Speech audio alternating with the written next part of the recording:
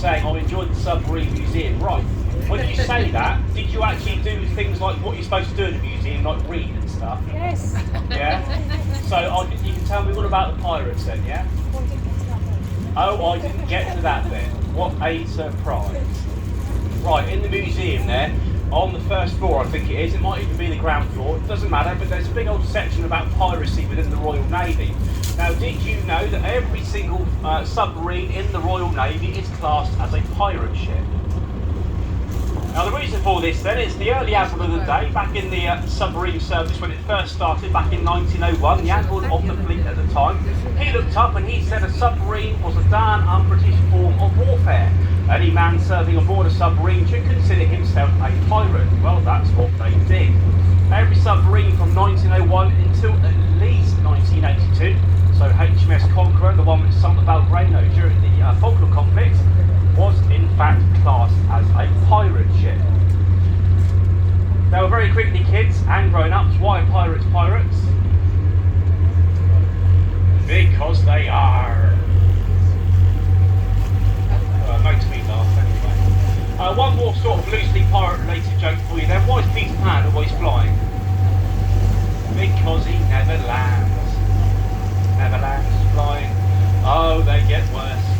Right, we are now getting away then from the submarine museum, just behind us there. To the right-hand side, just over the Mackenzie building, we've got the Green Guide Tower. It's about 120 feet deep. 120 feet tall, so that's the actual submarine escape tower. That's where submariners used to come to do their escape training. They would start at the very bottom of that tower, they would take a deep breath, they would then have to swim the 120 feet from the bottom up to the top. That was all done without the use of breathing apparatus. Now, when you took your deep breath in at the very bottom, you then breathed out all the way up to the top. And the reason you breathed out all the way up to the top was to stop your lungs from expanding inside your chest.